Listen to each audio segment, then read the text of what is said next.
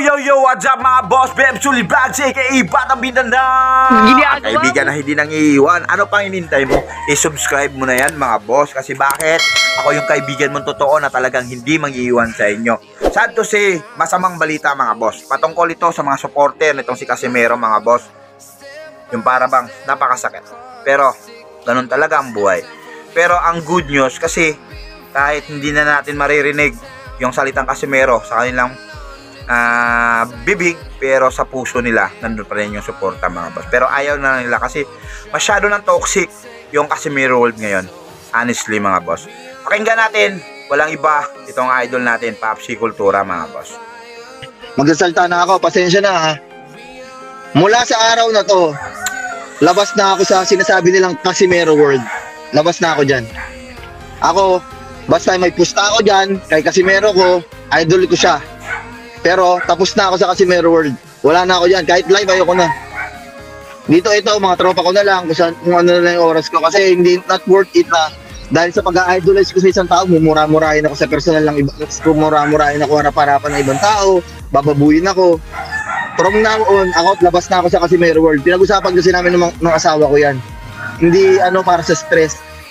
Andito naman mga kaibigan ko. Kaya ngayon, yung pusta ko na lang. Matapos lang yung pusta na yan. Never nyo mararinig sa bunganga ko ang salitang Casimero. Yun lang. Ganon din ako bro. At siguro, alis na sa mundo ng boxing na yun. Tama na yun? Kaya Awi. Gaya nga sinabi ko Awi, ito na yung huli.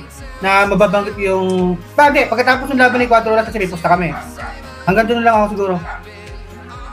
Yun mga boss, no, bali napakasakit kasi bakit? Isang talagang matalik na kaibigan, isang taong talagang sumusuporta ng totoo, sulit talaga. At naalala nyo pa mga boss, yung laban ni Casimero sa Japan, siya yung kumakanta doon, nagra-rap. Itong si Papsi Kultura, yo Papsi Kultura, di ba ganun mga style? Papsi Kultura talagang iba yan. Oo.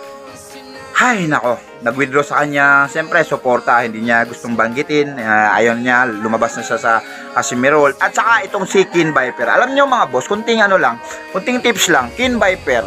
Sino ba si Kin Viper? Ano ba yung ambag ni Kin Viper dito sa Casimero? Napakalaki mga boss, be honest, napakalaki. Bakit? Isa siya sa mga tao na talagang lumalaban mga boss patungkol kay Casimero noong mga times na talagang grabe yung banatan dati. 3 taon niya nakipagdigmaan yan mga boss.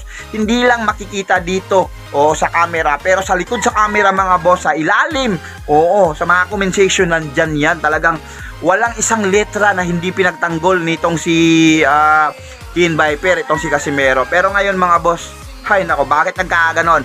For more info mga boss, no, dahil yan, tatawagin ko na lang na Litborn itong taong ito. Yung para bang kung sa tao, 7 months mga boss, pinagmumura yung dalawang yan. Tapos, yun ba yung uuwi at igaganti sa kanila dapat? Hindi nila deserving na murahin mga boss. Pero nang dahil sa taong yan, siguro tukoy nyo na kung sino yan. Hindi lang natin papangalanan kasi bakit? Hindi tayo takot na ma-whiteboard sa animal na yan, no? Pero yan po talaga ang isa sa mga dahilan mga boss. Sasabihin ko, be honest, ana yan dyan. Sa Casimero Circle mga boss. Ana yan. Yan talaga yung parang siluso. Hindi ko maiintindihan sa totoo lang.